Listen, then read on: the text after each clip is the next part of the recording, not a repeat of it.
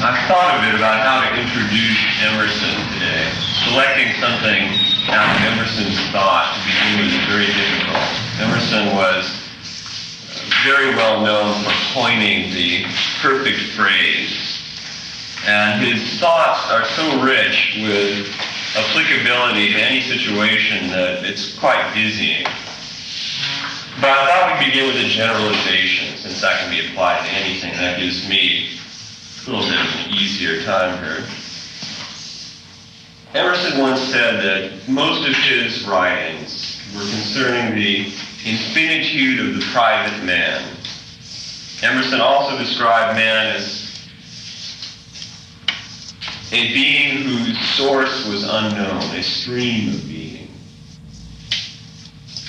All of Emerson's work, all of Emerson's philosophy, his advice, is connected to this concept of the infinite man, that within each of us there is an infinite universe in reflection of the physical universe and surpassing that universe, that every mystery that we can find in the physical world we can find within us, and this is why we can understand when we discover mysteries. Therefore, life becomes a process of unfolding the inner resources, and the physical world becomes the classroom, the means by which the unfolding takes place, the tension, if you will, by which the soul is forced to learn about itself and to discover what obedience to greater law actually is. Emerson's concept of the oversoul is very similar to that of the Neoplatonists in their discussion of the world soul, and to the Hindus in their discussion of the Atman. This is because Emerson was very much influenced by these sources. We'll spend a little bit of time discussing exactly where Emerson derived most of his ideas, or at least the inspiration for the ideas which he brought out of himself. Emerson once wrote that geniuses seem to emerge as Athena might from the brow of Jove. They seem to have nothing to do with their time. There seems to be no connection between them and their education. Their thought seems to just be. However, upon closer examination, he noted, there could be discerned small streams of thought, certain books, ideas, a teacher, that were of important influence, that passed on an idea, that passed on a philosophy or a conception that was key to the development of the philosophy. This is true of Emerson. His work is perhaps the most unique type of transcendental idealism that America has ever produced. At the same period, Thoreau was writing, Whitman was writing, and yet Emerson seems to be the most quintessent of these idealists. He's the most concerned with the soul and with the proper mode of life and with what living a good life means. Emerson read very heavily in his youth of Swedenborg. He was also very well read in the great Greek philosophers during his youth. He studied at Harvard for the seminary, intending to become a minister, as was his father. However, he spent less time in theological studies than he did in philosophical and in reading literature. From Swedenborg, he spread his interest out to the Greek Neoplatonists, to Plato himself, which he read, some in the original and some in the translations of Thomas Taylor, who was called both a pagan and a Platonist, and who was writing in England at the end of the 18th century. Now, Taylor was an interesting figure. He was of great influence to many of the truly remarkable artists produced out of that era. He is known to have been heavily read by Blake, by Shelley, by Emerson, by Thoreau, by many others in the idealistic school of poetry, Wordsworth, Carlyle, Coleridge. And yet, during the period when he wrote, he was vilified, absolutely despised, very heavily criticized.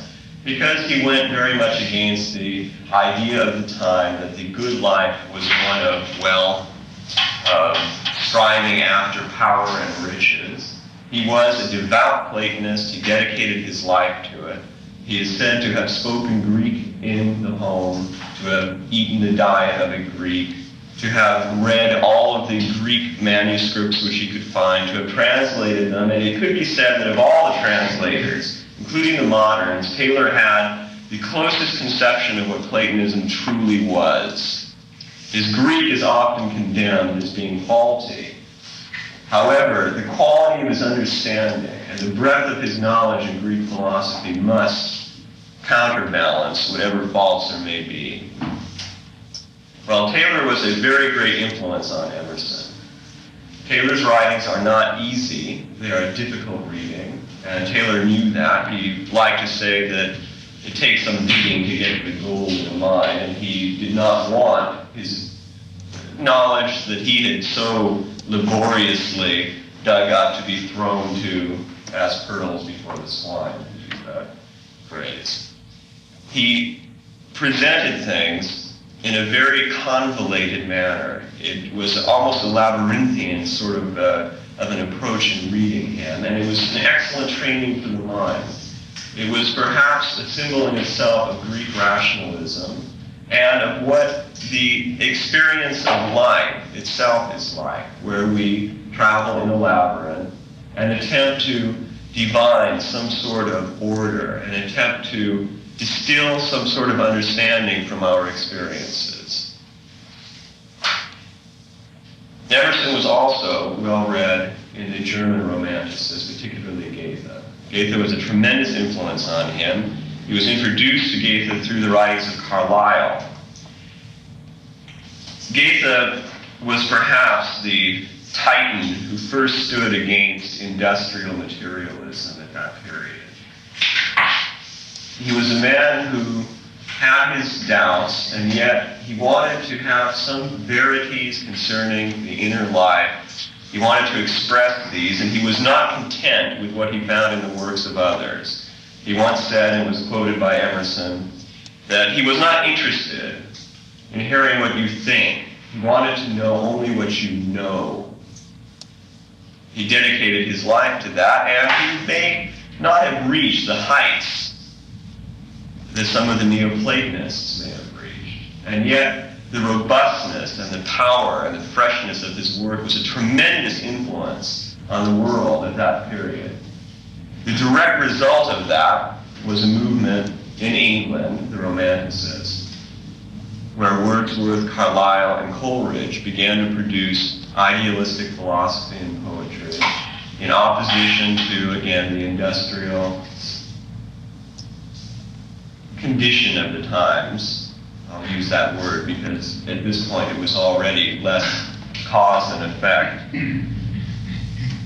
These authors were also read by Emerson, and perhaps more than the others they became influential to him because at the age of 29 Emerson traveled to England to meet them. There was perhaps some expectation of getting answers to life's problems from these people who he so much admired. Emerson had left the seminary. He had experienced tremendous agony because he could not accept the religion of his fathers. He could not accept the religion that was popularly approved of. He had grave doubts as to whether or not the idea of a set historical religion could influence spiritual development and bring one to union with some greater course of life. Well, he writes interesting things about England, well worth reading. He struck a friendship with Carlyle that would last until Carlyle's death. And yet he found no answers. And on the boat home, he wrote in his journal that he now knew that the answers could only come from within himself, and that each man makes his own hell and his own heaven, and each man must solve his own quests. This brings us to Emerson's first work, which was called Nature. He begins it with a statement that our time builds sepulchres to the fathers, that we worship the history of other civilizations, that our religion is merely the history of someone else's. And why can we not have an original revelation? And with this keynote, he strikes the essays, all of the writings that will follow, all of the lectures. Why can we not have an original revelation? Emerson is interested in reaching again that essential core of being from which all great thought and all understanding must come. He is not interested in hearing what other minds have said. These thoughts can only function as inspiration. These thoughts can only serve to make us more sensitive to what is happening within ourselves. But answers, true religion, this has to come from within. This has to be rediscovered by each of us. How, then, did Emerson suggest that we do that? It's rather a great task to becoming Moses. Emerson felt that we all had Moses within us. So it turns us to the concept of the oversoul. Emerson described being as a series of gradations. Perhaps that's the best way to begin it. That there is the outward personality.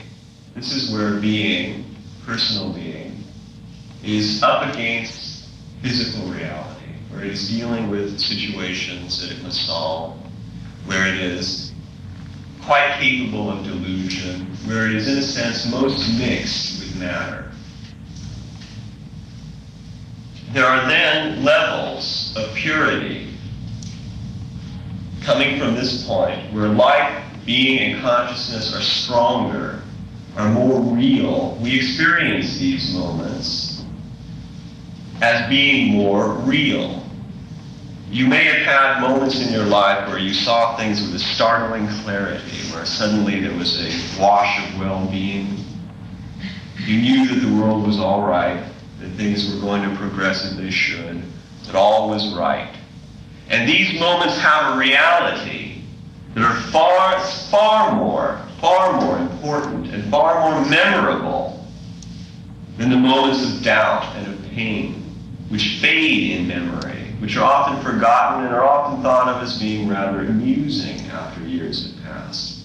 These moments, however, of inspiration and of penetration into truth, these moments linger with us, and a memory of them is almost as real as the moment itself.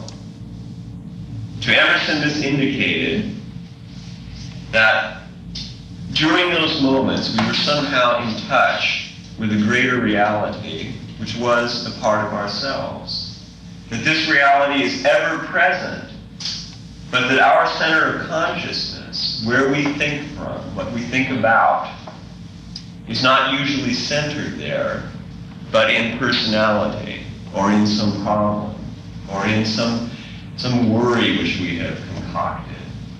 That if ever we seek to place our consciousness there, into this greater reality, it can be done, and it can be placed into ever greater areas of reality. Because to Emerson, there was no difference between God and man. He once wrote that there was no wall or height that separated God from man. The difference was simply one of degree.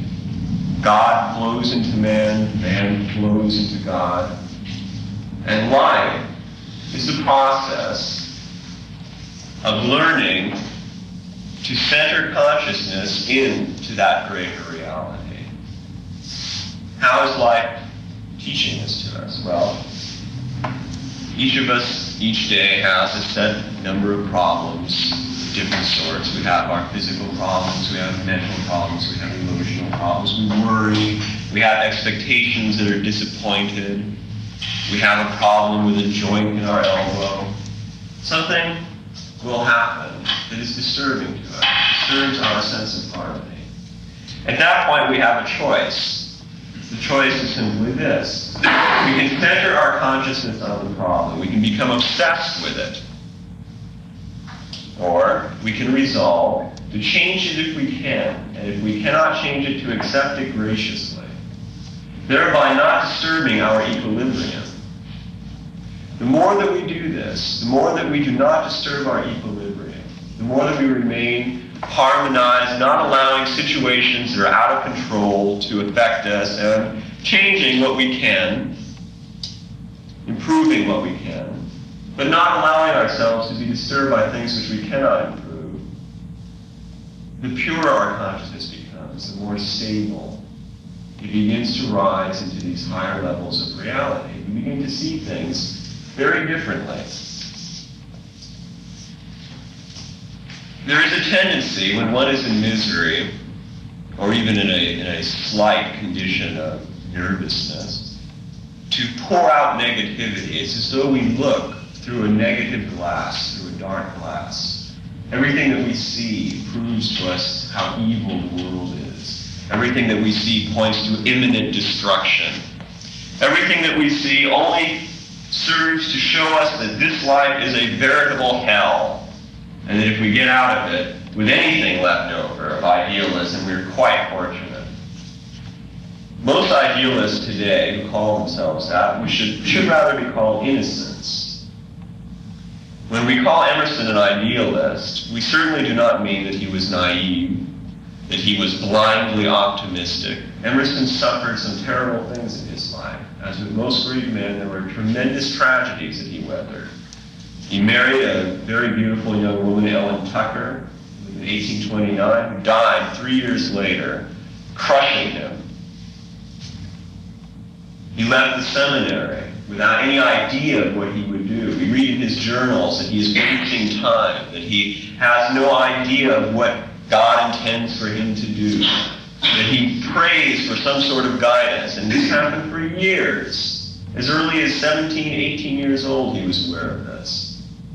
Of this terrible gnawing doubt, this desire to do something to help the world, to say something significant. No idea of how he would be able to do that, or how he should, where he should. Emerson was a man who weathered this suffering and learned from it. He had a tremendous love of nature, and this was a solace to him during these times. After his wife's death, the journal becomes a bit more grave than it has been before. And yet there are startling moments of beauty as he describes a walk in the woods and a feeling of goodness and health that he finds there. And he feels that this feeling is true religion. He feels that this healing is true life. And he attempts to commune with it. He never lost that feeling, and his faith in nature was always tremendous. The innocent will look at nature and will look at a billboard and will think, how vile that they've destroyed this beautiful landscape with that horrible billboard. Not so with Emerson, the idealist. Emerson was fond of saying that the ugliest bit of trash is quickly taken in hand by nature, who will beautify it as though it were her own. And indeed it is her own, because it was produced by man who was produced by her, and it's all within her plan. Emerson was an eternal optimist, but not because he was naive. Because his vision, his thought, was coming from a depth which we all have that intuits. Intuition is often a surer guidance than reason or previous experience. There are many discussions or many ideas of what intuition is exactly. Emerson was a believer in reincarnation. Emerson believed that intuition was the product of past lives, the experience of all these lives, the ideas of truth and proper action being distilled into this faculty of intuition.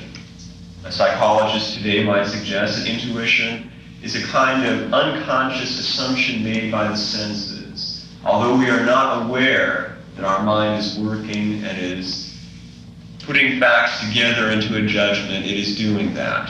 And we are reading expressions in faces, we are reading the smallest movements, We're conscious of everything that's happening around us, even to the temperature of the individual that we're speaking to. And that all of this speaks to our unconscious, and a decision is made.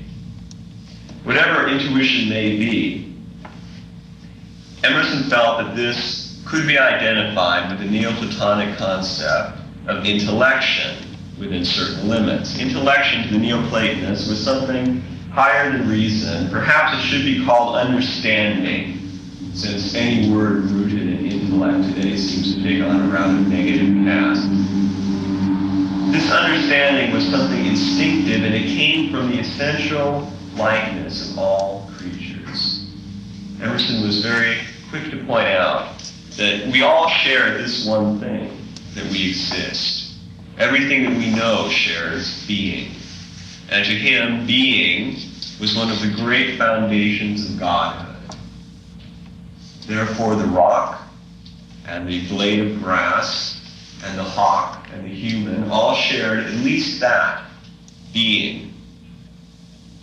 Now, if we seem to be more vital, if we have more faculties, that is because we share other subsidiary qualities. We share the qualities of thought. We share the qualities of motion. We share myriad qualities that the rock does not share with us, and yet being is all alike. If we are able to center our thought at that level of being, and this is what meditation is meant to do, this is the foundation of most Hindu philosophy, is to stop thought, to use it as a faculty and not to be used by it, to be conscious only of being, to be here in the eternal present. When we can center our consciousness there, we immediately have communion with all else that exists. The rock is suddenly no mystery. In the Yoga Sutras of Patanjali, this is discussed as an immediate knowledge, that the yogi has immediate comprehension of the world, and that the experiments of science and the knowledge derived from them are like a child who takes water from the ocean with a spoon in comparison to this kind of knowledge. In reading Emerson, we see what this kind of knowledge is. Emerson is one of the few writers, one of those unique few, who is able to speak to our innermost sensations, to things that we have thought only vaguely, to ideas that have occurred to us that we may not have articulated to ourselves, let alone to someone else. Emerson will take those vague presentiments and will describe them in immediately recognizable, beautiful terms that objectify them for us. And we see, even as he writes, this essential communion. We see so much between ourselves and what this man wrote that we have to wonder that he didn't have access to our own thoughts. Well, he did, in a sense, as we do to his and to each other's. Because when Emerson wrote, he wrote from this deeper level. When Emerson wrote, he did not write as Ralph Waldo Emerson, a man with a certain set of experiences and memories. He did not write as a man who wished to be famous, or a man who wished to be rich, or who had a deadline to meet. He wrote because the words flowed from him, and he was bursting with truth. He wished to shed light, and like the sun, it was a natural emanation. This is within each of us. And we find the value in Emerson's writing, not so much in his philosophical conception. Emerson has never been accepted so much as a philosopher. He is now somewhat ignored in academic circles for the simple reason that he does not present his ideas as would a philosopher. He doesn't care to appeal to your reason.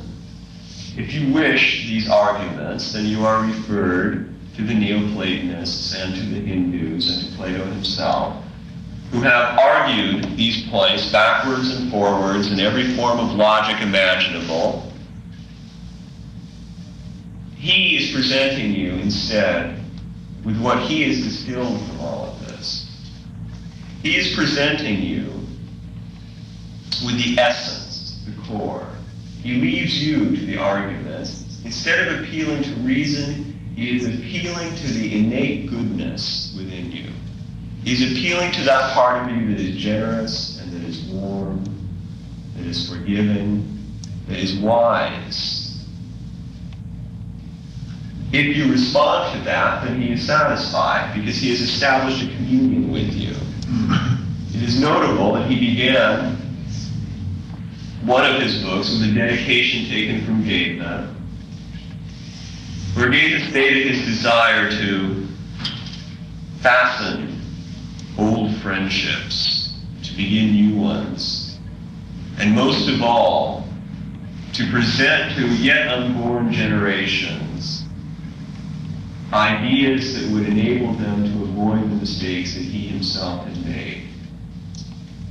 That they would not have to travel the circles that he had. This was perhaps Emerson's intent, communion. He wrote in his essay on the intellect about those demigods and angels who babble to each other across the ages, uncaring as to whether they are understood. He was referring to Plato, to Plotinus, to Buddha, to Jesus. And he was absolutely enraptured in consideration of these. And it said that whenever Emerson met a new person, that he couldn't sleep with excitement the night before because he was interested to see if this would be the new man. This would be another of those demigods and angels who babbled across the ages. Well, Emerson himself became one of these. He had a tremendous influence on America of the period, perhaps not so much in his philosophy as in his example. Emerson was supposed to have been a spellbinding speaker. He would crouch over his notes, and his eyes would be filled with love of what he was doing. And he would radiate pleasure and radiate good sense and well-being. And perhaps this most of all, this healing kind of presence, was what impressed his generation. A lot of what he had said was very controversial for that period. A lot of what he said was ignored by that period for that very reason. Emerson rejected the idea of institutionalized religion.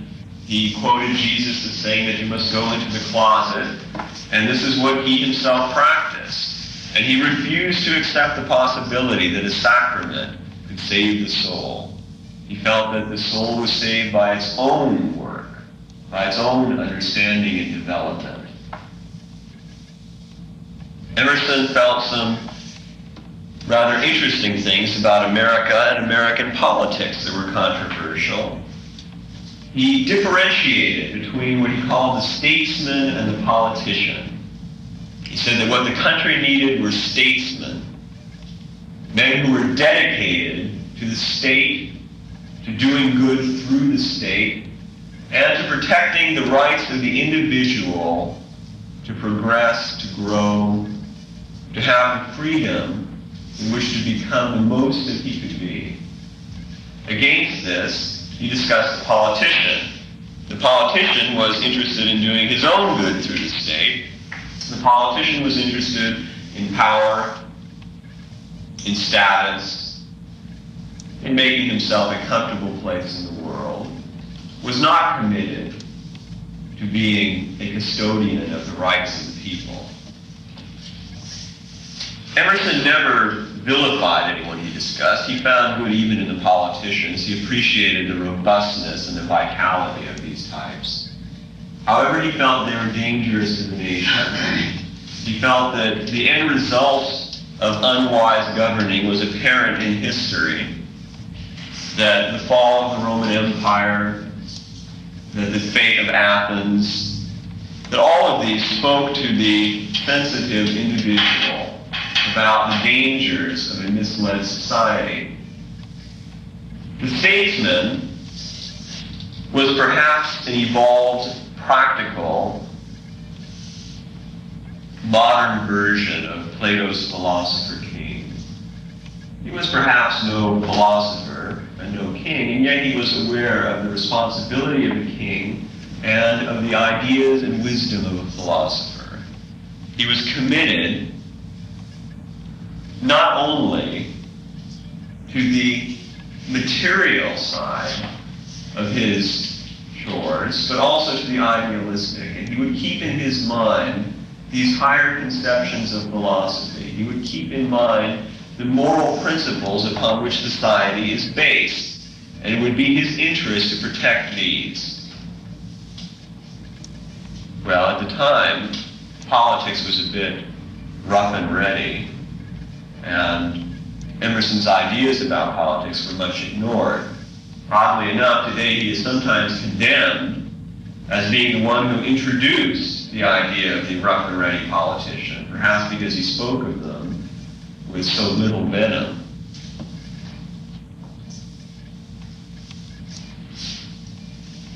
Another influence on Emerson that perhaps differentiated the innocent from the idealist was Hindu philosophy. He was very well read in the translations that were coming out at that period, and he had nothing but good things to say about it. He felt from his readings of the Neoplatonists, of Plato, and of the Hindus, that all of these philosophies shared a common revelation. He did not believe that there was any difference between religions. He felt that all religions at core were quite the same and were simply different approaches to a single truth. This was a product of study, of comparison, and of the familiarity that his own thoughts reflected, finding what he believed, what he came to believe, in works written by Hindus dead 2,000 years, by Greeks dead 2,000 years, finding that in the end, the ideas of these people, so widely separated by time and by distance, were the same. That those who went the furthest reported the same things. Perhaps Emerson was the first to introduce, in an Americanized and English form, the actual philosophy of the Hindus and of the Greeks.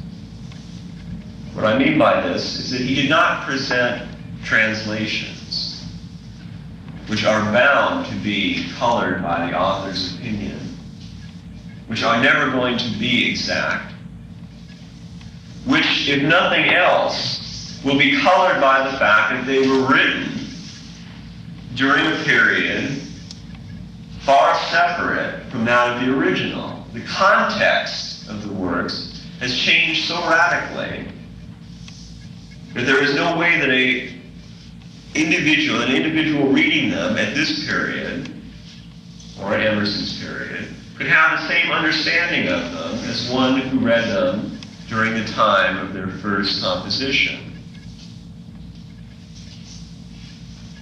Emerson presented what came out of his own soul.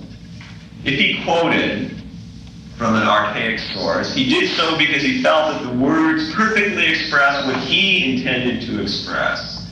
He felt there was no authority in the age of the writing or in its popularity. The only authority was available through his own experience, through his own soul. What he experienced, others experienced. And in the recognition between the reader and the writer, authority was established. Now, I would like to move back a little bit from a historical perspective and talk about Emerson's philosophy and how it applies to our own lives, what we can learn from it, and what his advice was both on practical and spiritual levels. most of what you will hear will be familiar if you have read some kind of idealistic literature from any period. Because, as Emerson himself reported, they're all in agreement. Perhaps they're stated in somewhat different ways. Perhaps one writer is a little bit more colorful and another one a little bit more austere. But in the end, the advice is quite the same. Emerson, as an American, was awed and much in love with the beauty of the country and with the freedom that he felt in it. The West was still wild at that time, and he took great pleasure in that wildness. He found that there was life, the heart of life, beating in that freedom. And that America personified something new that was coming into the world. He was very proud of that newness and of that life that he sensed in the landscape and in the people. Emerson addressed himself to quality of life. What makes a good life? How does a person live to benefit most from experience? To learn, to have happiness, to understand what should be the goals of life and the foundation upon which the effort to achieve these goals is made. Aristotle wrote that the goal of life was happiness. It's very simple. It may seem simple-minded to us today, but what he meant by that was actually profound. Because in the end, the effort for power, the desire for wealth, is a desire for happiness. What we all desire, whoever we may be, is a sense of well-being. And the most insane tyrant, the murderer, is in a sense seeking his own well-being without understanding of how to achieve that. The ignorance is present in the means and not in the goal. All creatures are geared toward the achievement of that happiness. Well, that happiness is not a lasting thing. Life is change, and perhaps rather than saying that God made man in his own image, we might say that man was made in the image of creation itself, because man is always being created. Emerson discussed the flow of life, the flow of consciousness, the flow of events, the flux. At every single moment, the universe is complete, is a symbol of itself, is perfect. At every moment, the past and the future are within each of us. The potencies which will create our future experiences exist within us today. How we experience that future is entirely up to us. And this is where conduct enters. Emerson's advice was really very simple.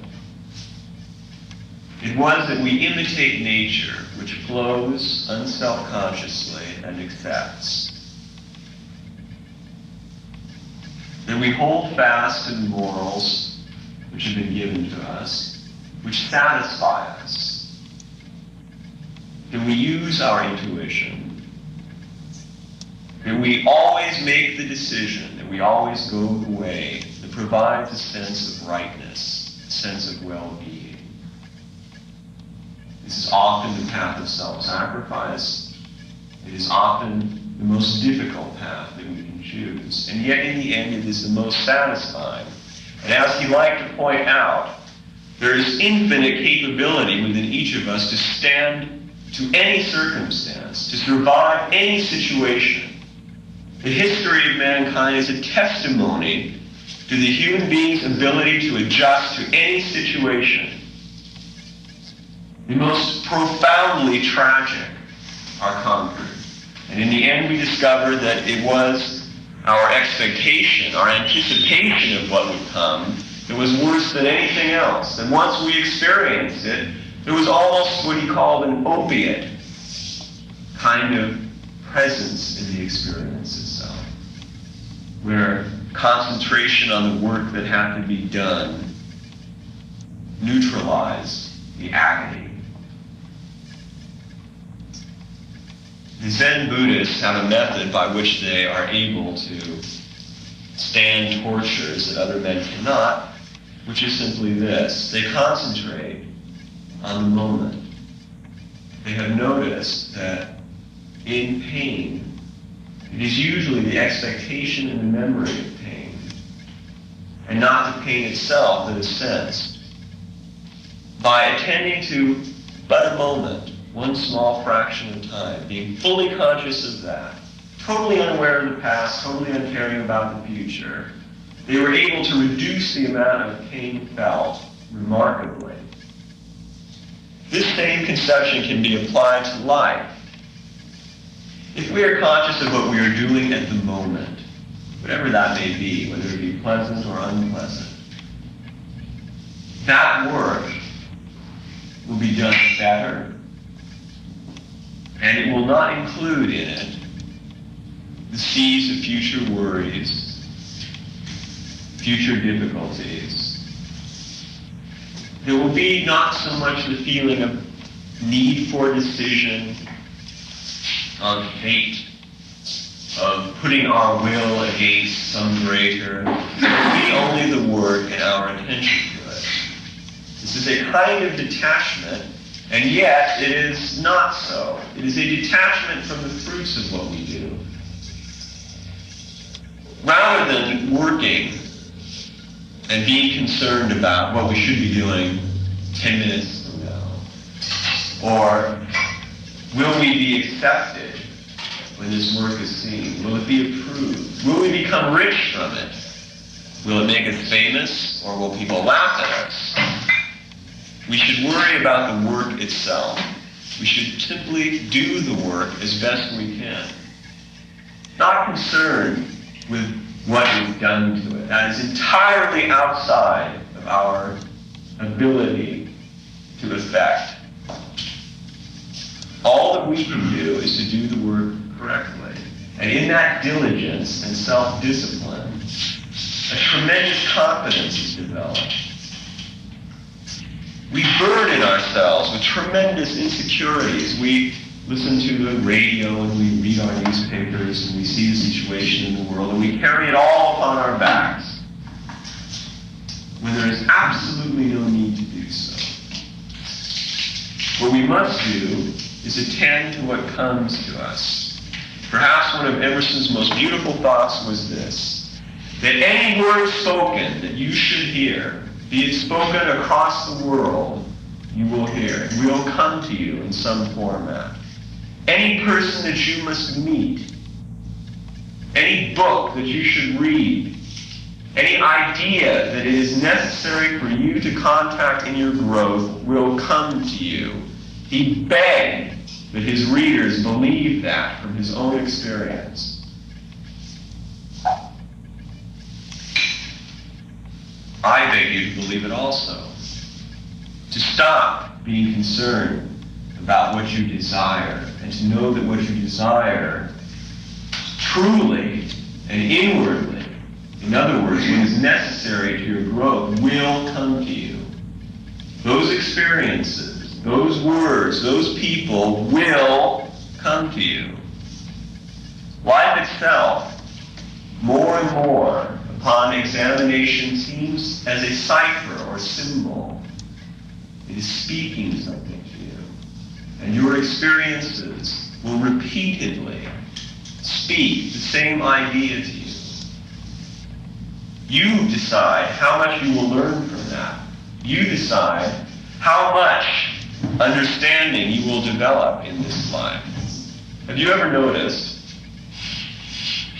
that when you have done something that you really shouldn't have done, the situation will come up again and again and again? We'll discuss that after a break.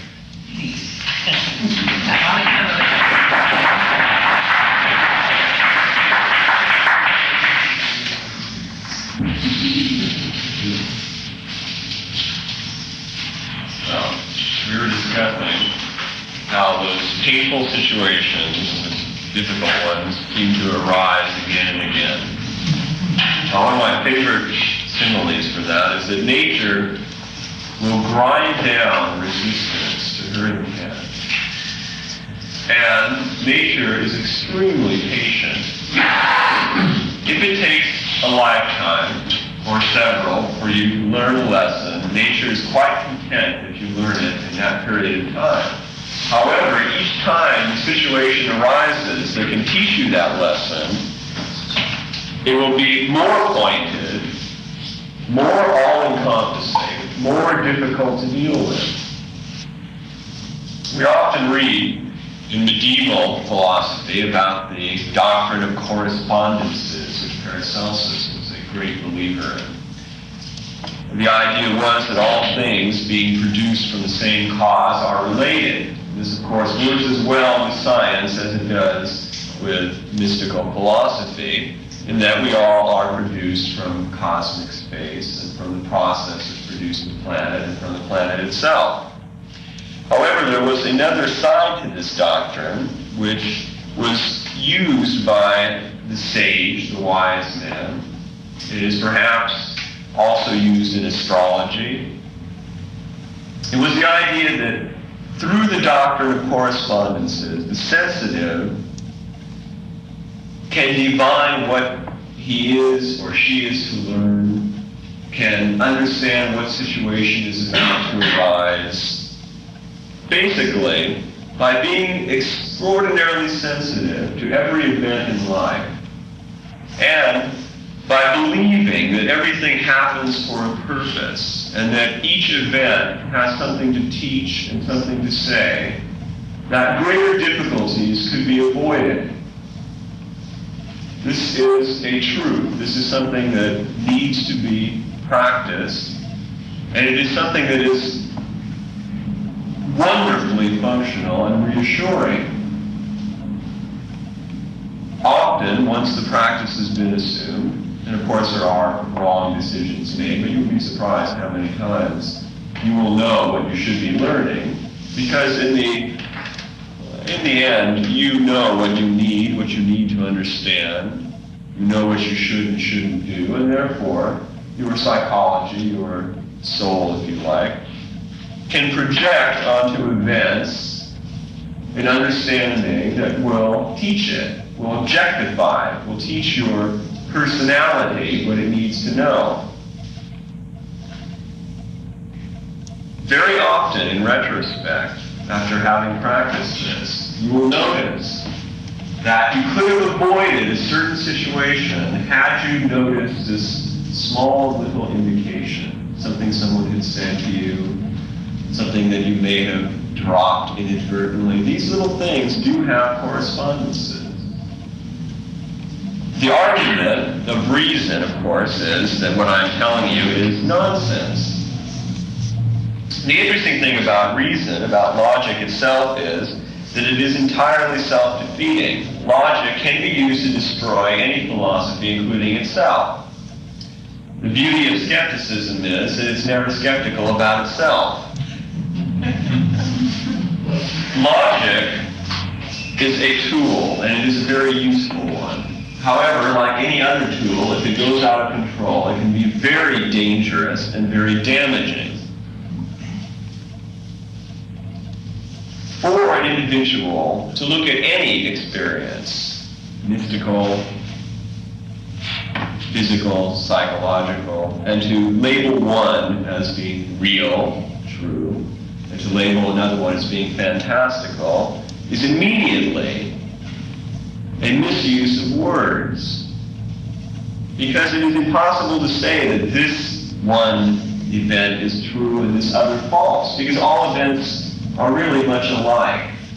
An idea can have more effect in the world than a physical reality. And every war began in the minds of the individuals who allowed that war to become a reality. Every building that is built begins in the mind of the architect. Every society is a product of the minds in that society. Ideas are every bit as real as physical realities. If the doctrine of correspondences has no actual truth in it, according to reason, neither does reason itself. They are both dismissible under the same conditions. Beyond this, we have to realize that Einstein's theory of relativity is not only applicable to matter and to space, but to the world itself, to all of the world, and that all things are relative. Goodness, truth, these are relativities. They grow. And the first sign of danger is when we hold to a doctrine, when we do not question it, when we do not allow it to develop, when it does not become replaced by a greater doctrine. We are unfolding that infinitude of the personal man, that wealth of possibilities. And for us to assume that we have, in this small and earthly life here at the fringe of the universe, that we have solved the greatest answers, the greatest problems, the greatest truths, and we know them, is arrogant and it is ignorant. We may solve what we can, and it may be the most that we can at that time. God, to each of us, is perhaps the personification of the best that we are. And the devil, if we believe in the devil, the worst that we are. And this continues, this grows, as we mature, as we develop more understanding.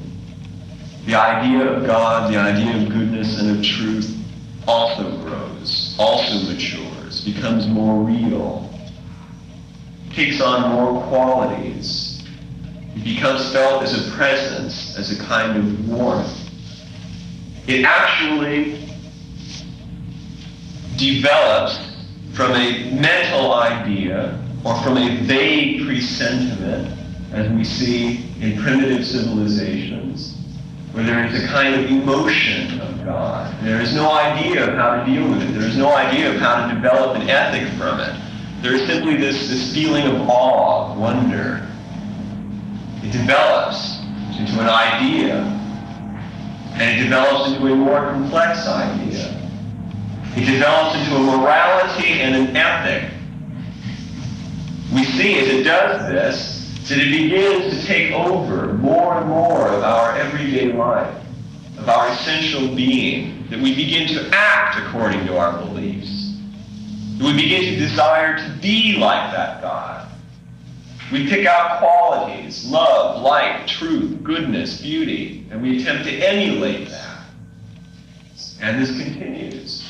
And then we read amongst the Hindus that there are those who in meditation feel fires and warmth, and this is presence. This is the presence of that being that has become so important that it is now physically felt. And finally, we hear of those individuals, those few, Highness, Jesus, Buddha, who to differing degrees were said to absolutely radiate that presence, so much so that others around them sensed it. So much so that others around them were permanently changed just by their proximity to that radiation, to that warmth, to that presence. We see how it has been drawn down. It has been drawn down from those high, vague levels of idea where it's so difficult to grasp, down to the very physical body and emanated through matter. God's presence is then felt. And we take the experience of that present and we speak of those who are able to give it to us as sons of God or as gods themselves. And our mythology speaks to us of those individuals who with radiant golden halos were able to make their listeners, their neighbors, feel the presence of God. presence, that feeling, was not an intellectual one.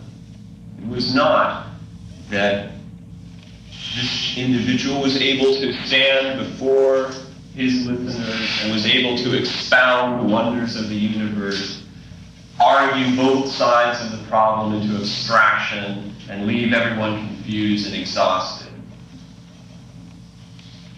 It was simply a feeling. It was a simple morality.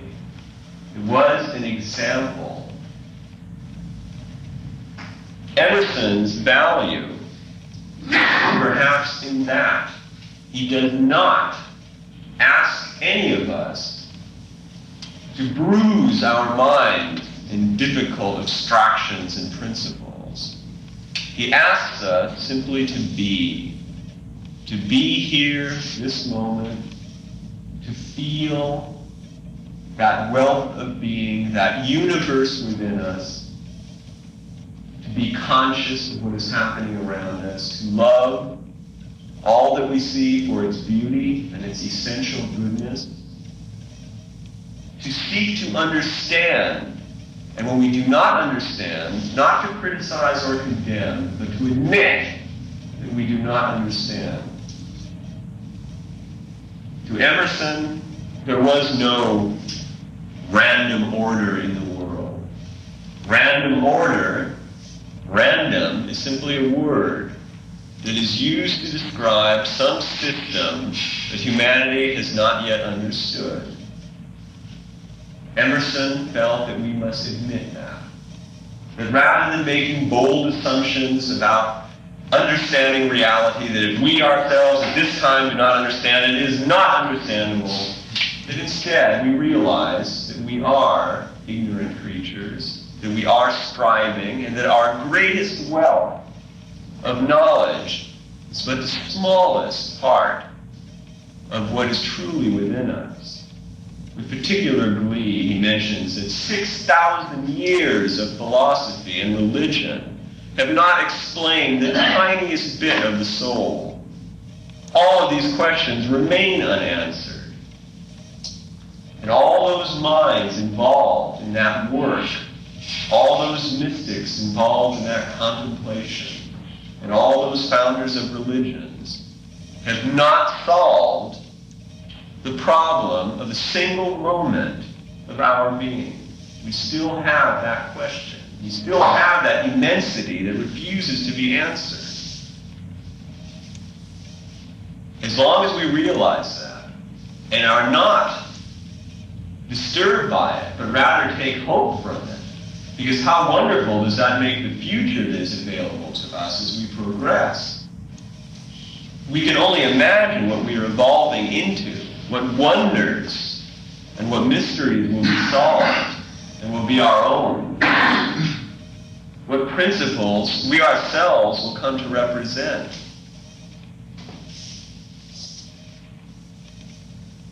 Then life becomes a moment by moment, day by day, careful, sensitive, loving experience. We use our minds, our faculties, in order to make our life better. We do not use them to make other lives miserable, and we are not used by them. Instead of sitting somewhere in a small pool of dejection, our mind reporting to us, like some infernal gossip, all the miseries around us, pointing every which way, we shut the mind off when we do not need it. When we need it, we use it. We do this with all of our faculties. When we have an emergency arise, we turn the mind on. We identify the problem. We reduce it into its parts. We decide what we can do to improve the situation, and we do it. Or we discover that we cannot change the situation, and then we ask ourselves, what can I learn from this situation? Turn your cassette at this point and it will continue to play after a brief pause on the reverse side. Or we discover that we cannot change the situation, and then we ask ourselves, what can I learn from this situation? And what opportunities does this situation open for me? Having done that, we proceed. We do not panic. We do not spend years in memory of that situation. We do not avoid the situation. We face it because we have within us all the power necessary to face it. More, the most difficult situation, problem, emergency that arises is no more difficult than what you require. It is there for you to learn, not to crush you. And if you are destroyed by it, it is because you choose to be destroyed by it, because you choose to avoid it and to add your own power to its own power. Your own negativity is what destroys you, not that of the situation. If we read the life stories of the mystics and of some of the idealistic philosophers, we find something actually rather amusing, which is that all the things which we avoid as being the most devastating, horrible things that can happen in life, these people welcome. Every disaster, poverty, they welcome. It is an opportunity. It is a chance for them to prove their spiritual integrity and strength. Every situation that arises enables them to test their ability. And they know that no situation will arise which they cannot handle. And the more difficult the situation, the happier they are because it is an honor. Because they have earned the right to face that kind of difficulty. And most interesting of all, there is no pain or sadness with that difficulty. There is exhilaration and there is joy because the challenge is what speaks to them and not the difficulty, not the unnecessary interruption of normal life. To these individuals, life itself is a continuous process of toughening, of exercise. But what kind of toughening? Is it the kind of toughening that makes one stiff and achy? It's the kind that gives one the ability to be as a dancer. That we dance in the soul. It is the kind that gives us the ability to be a great musician. That we play music with the soul. It is the kind that enables us to be a great poet. But we are a poet with our lives. And the rhythms and the rhymes we place. And these lives become pictures of order. So much so that they may be seized on by others who discern this and made into religions. Made into examples, because so perfect are the events, so perfect is the art with which this life was lived, rather than the kind of life which reads like a bad poem with misrhymes and faulty rhythms and halting stops and pauses and missing words. These lives take on a fabulous poetic splendor. Every word is there for a purpose. Every experience is there for a purpose. Every event takes on its proper beauty because learning, understanding, and truth have been distilled from the event. Because it is understood to be an opportunity. Emerson, perhaps more than any author, shows us the beauty of that kind of life. He's an opinionated man, and often he contradicts himself. He will tell you to throw out your books and don't read the letters of George Washington, write your own. And he will tell you to throw away all the existing religions and found your own. And yet Emerson was a voracious reader. He had a tremendous library in which we find many names that we will recognize. He read Hermes Trismegistus, he read Egyptian mythologies, he read very deeply in the history of religions and idealistic philosophies. And yet, in that contradiction, we find balance, the medium. Emerson used these authors for inspiration to help him to see more clearly his own ideas, his own experiences, but he was aware always that they were useless, except in that they enabled him to understand himself, his own experiences. Emerson was never interested in being an expert in Plato, in being an expert in Hindu philosophy, knowing all the words and the concepts and every name of God and what it means. This was not interesting to him. He felt that this was useless. It was secondary religion. Emerson was interested in what these writings and these conceptions of God and these philosophers could tell him about himself and his world. He was interested in what he had in common with the writers of those books. We can remember that when we approach life itself, let alone books. We can remember that we approach life with preconceptions. We have had an experience and it predisposes us to think in a certain way. We approach a similar experience and we immediately think, this is the same thing again, I'm going to be in trouble. It's predisposition, and you probably will be in trouble. Instead, approach it as an entirely new situation. At best, if the other event comes to mind, think to yourself, why did that come to mind? Obviously, there's a purpose there. What can I learn from what happened last time? What could I do this time I didn't do? Or what shouldn't I do that I did last time? But there should be no feeling of fear or insecurity or inability taken from that past experience.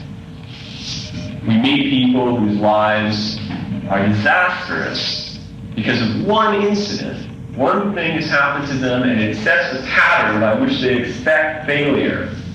And they will live their whole life convincing themselves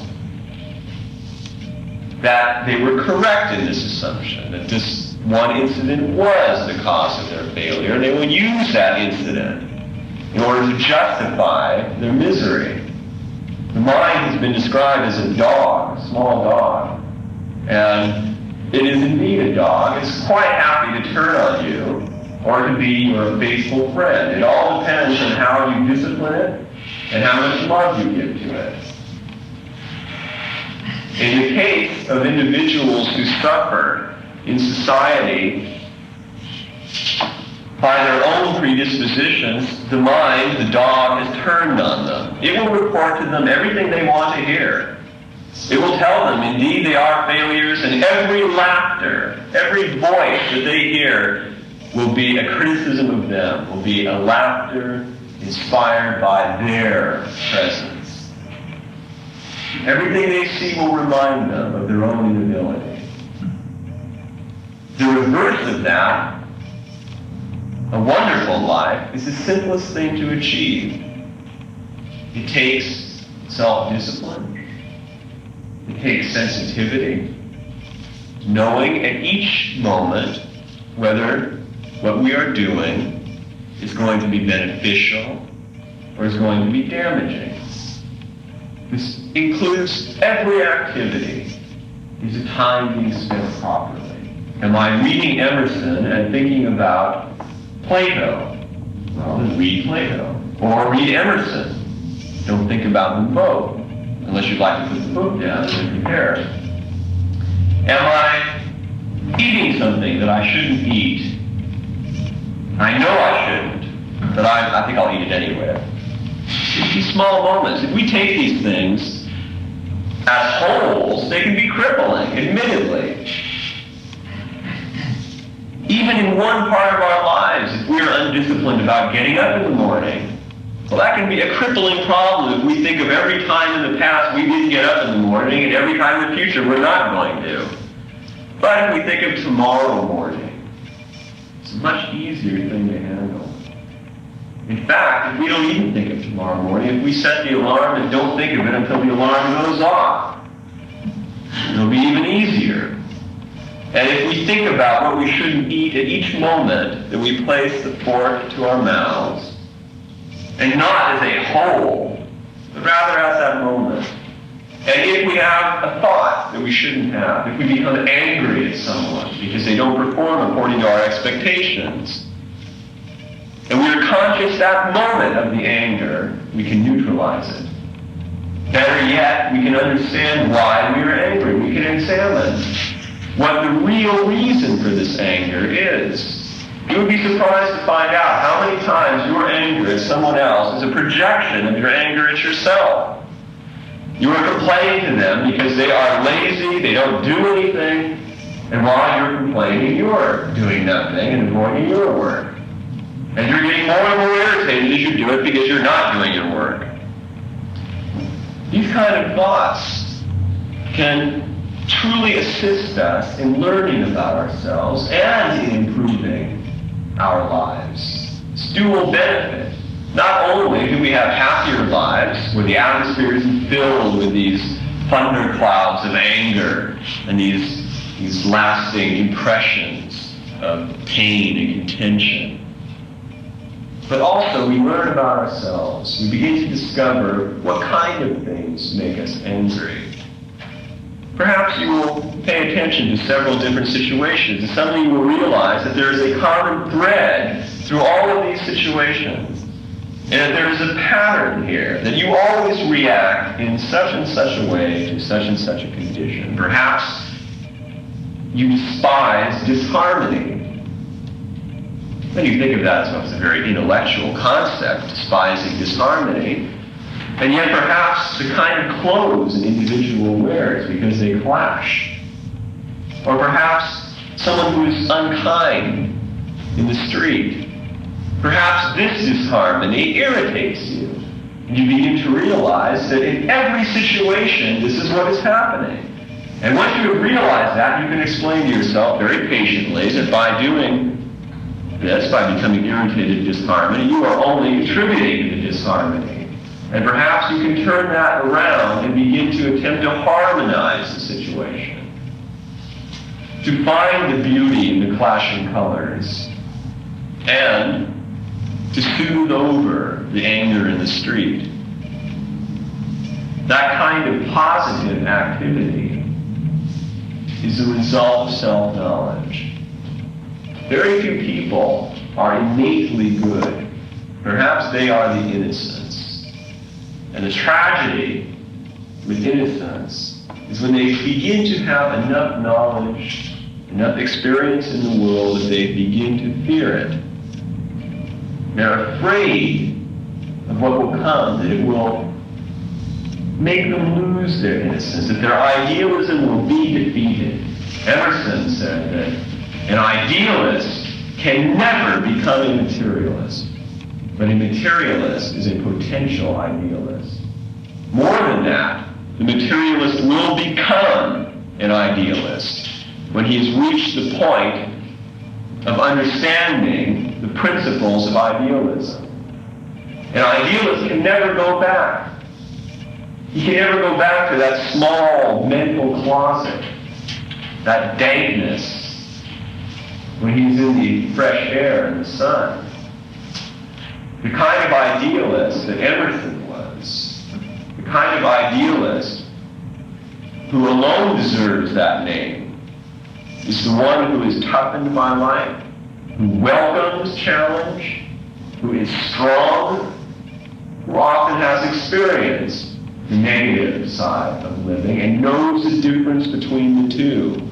The innocent and the idealist have a great deal in common. They are perhaps a symbol of the evolution of the soul, which begins in profound innocence, subjective, gifted with all beauties and wonders, and yet unaware, and which must suffer the travails of life to become knowledgeable about its gifts, to objectify its gifts.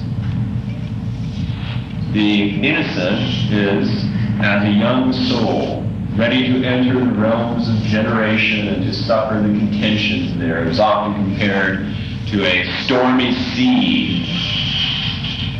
The idealist is already mounting his way up from that sea. He is already seeing things a bit more clearly. He is already asking questions a bit more penetrating. He's already interested in what he can do to improve the whole. He is interested in where he is going and what he will find there. The innocent is perhaps ruined when he first comes into contact with ideas and with situations that don't fit into his innocent sense of goodness. Perhaps he finds death. Someone close dies. And this is a very disturbing thing. He has no answers to this. And he begins to fear death. And this fear of death becomes a motivation for all sorts of activities. He begins to work especially hard to achieve something, perhaps thinking that by leaving a book or a building or an organization, he will leave a bit of himself, not knowing what will come after, not knowing that he will be here after. The idealist, on the other hand, has wrestled with these problems, and he lives in a kind of eternity already. He lives in the eternity of goodness, of moral principle, of consciousness.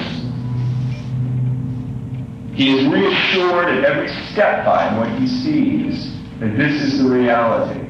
When he reads works written 6,000 years ago that agree in every particular with his own beliefs, he is reassured that these are eternal beliefs. And living amongst these beliefs, he is eternal. He is infinite. And he knows that there can be no death for what is eternal. The soul can choose what it will ally itself with. The soul can choose to ally itself with what is temporal, with what dies, or it can choose to ally itself with what is eternal, with what lives. Either way it learns. Either way, the destination is the same. Either way, the actions are going to produce the same effect. They're going to bring growth. They are eventually going to bring happiness, even in the most miserable. They are eventually going to bring us to that place which we have come from, of authority and responsibility, of understanding, and of wondrous being, which we sense in our best moments. I think I'm going to have a question and answer period.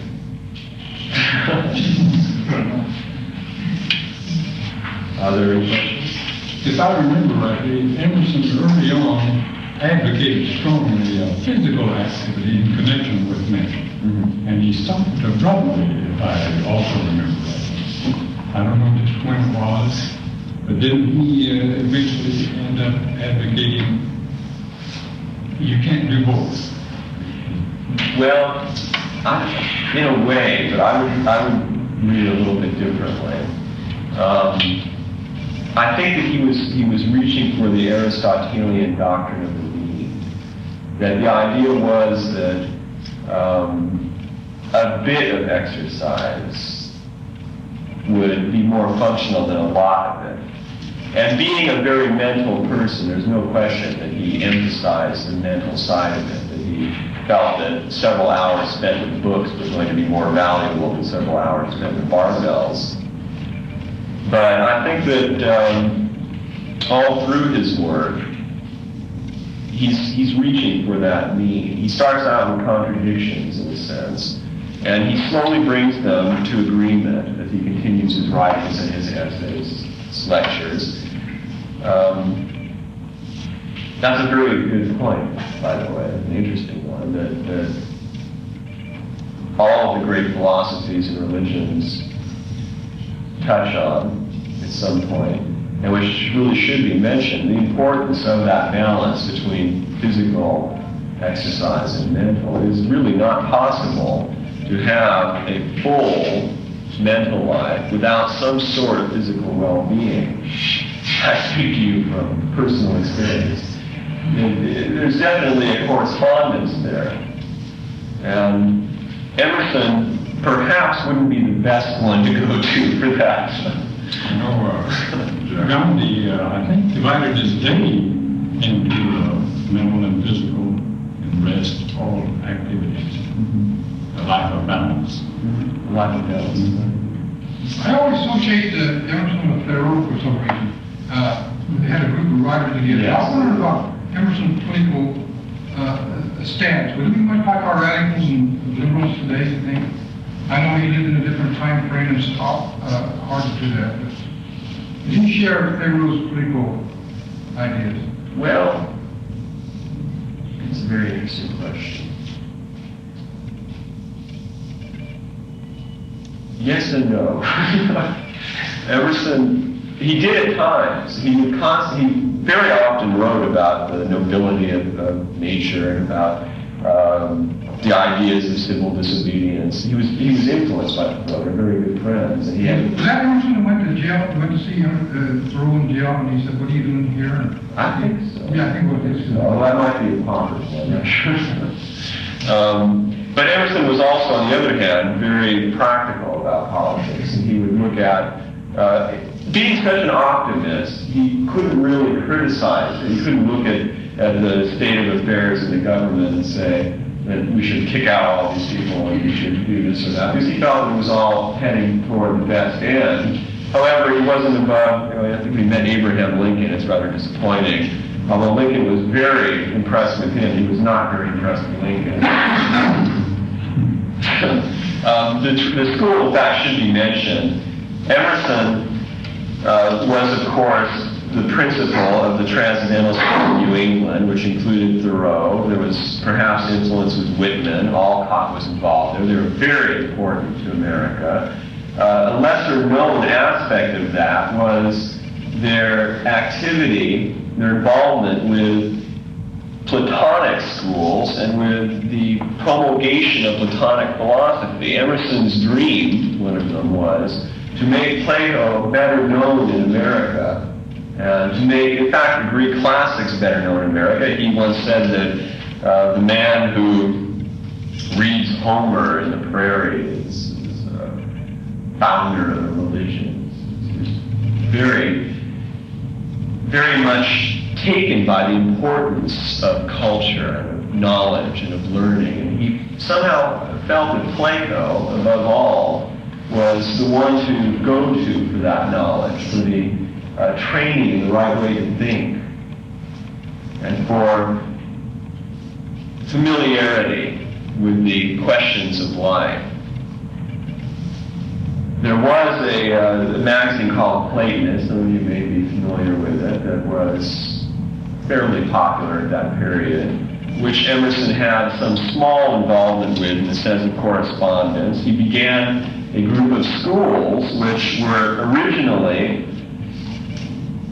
Platonic, but which slowly shifted into Hegelian philosophy, which was based on Plato, but perhaps went a little bit in the abstract direction. He seemed to have lost interest somewhat with the school. There are some who believe that Hegel was a great influence on him. I wouldn't be one of those. Although the dialectic, the idea that in history there are two basic movements, a thesis and an antithesis, and that this is the progress of history was perhaps an Emersonian concept. That could be gotten out of most of the authors which he read. So Emerson was not only a thinker sitting up in beautiful Concord amongst all the plants, enjoying his spare time. He was quite active as a lecturer. He was quite active in trying to found movements. He was a firm believer in the American scholar. He felt the American scholar must have integrity, originality, and most of all, an American consciousness. And we can perhaps learn this today. He, however, felt that American consciousness was idealistic and not materialistic, and that what was materialistic in America was a graft from English industrialism. Did he have anything to do with the Unitarian movement? Well, his father was a Unitarian minister, and he originally was a Unitarian priest. Evidently, two things happened that ended that. First of all, he couldn't accept that the sacraments were a means of salvation. He felt that they should be performed as a kind of religious remembrance. Well, needless to say, his church didn't agree with him. And also he got a little bit radical with his lectures. You see the beginnings of his transcendental philosophy. And Bible studies got a little bit strange by that time. And when he was asked to return to the normal variety, he found that he could not do so. Quit the profession. I wanted to say that in my readings of Emerson, I was allowed to suppose that after he was a very young man, he was a very poor speaker, and that people left the audience left in droves. And another thing, that he read his lectures. Mm-hmm.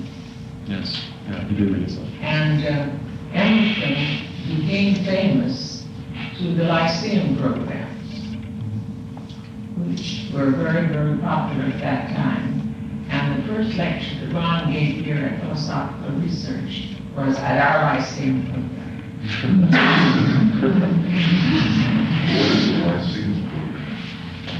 Rod, would Emerson be considered a nonconformist, being an Aquarian? Yeah, I think that he was a nonconformist. He has an interesting, since you bring up astrology, he has an interesting quote about it, which I will submit to all astrologers. It could be taken as an insult. I don't think it should be. I think it's a very sage warning. He once said that astronomy to the selfish became astrology. And I think that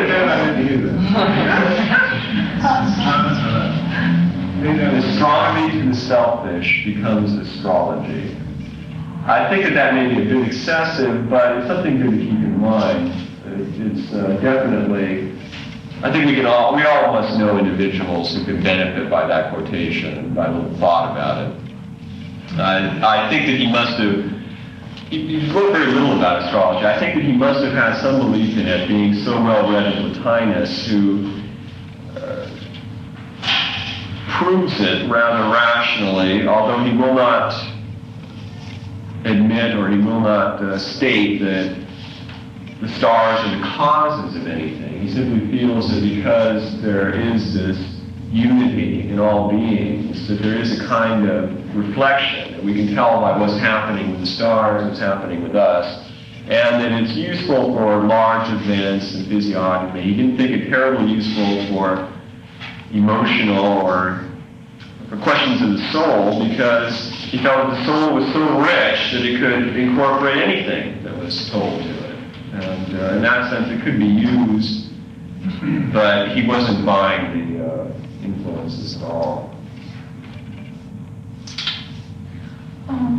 Was Emerson sort of a lone figure reading about Eastern religion, or was there a whole movement of that? There was that Thoreau. In fact, it was surprising. One of the great pleasures in beginning to read in depth these authors, and it includes the English, Wordsworth, Coleridge, Carlyle, is you begin to see the same names over and over again. They all were reading the Hindu authors. They were all reading Plotinus. They were all reading Plato, Proclus, because most obscure authors that are really somewhat ignored today, and I think very unfairly, repeatedly come up, including some of the ones that are considered today bizarre. Jacobini, who is a wonderful writer, who was read by all of them. Giordano Bruno, who was burned as a heretic, was read by all of them. They seem to have made it a task of theirs to be familiar with every niche of thought. And the stranger that it was, the more unusual, the better, if it spoke to them. I don't think that there was any movement widespread concerning Hindu philosophy at that time. That really had to wait for the Vedanta in the late 19th century. But the insights of, say, Emerson and Whitman came from their personal experiences. They weren't just efforts to copy or... Oh, no, not at all. No, they were definitely their own experiences. I think that in reading them, you will find that the only way that these concepts could be expressed is from taking them inside yourself. They're just drenched with soul and with experience, and they're the sort of things that you think to yourself in small little moments while you're doing something, and not the kind of thing that you find in a holy book or in a philosophical work. He was called the Indian Brahmin, and I was fortunate enough to be able to get back into his library in his home, which is now a museum, and found books on Hinduism where he had written notes all along the margins. So I took all those notes down. I have them at home somewhere. That'd be something to see.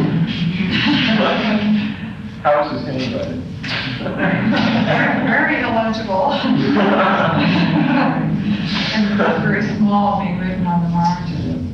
But I was a volunteer worker for educational television, so that's how they allowed me to go back behind the scenes. I'd like to see those notebooks.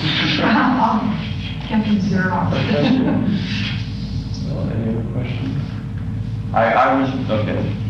He seems to say very little about women and their roles.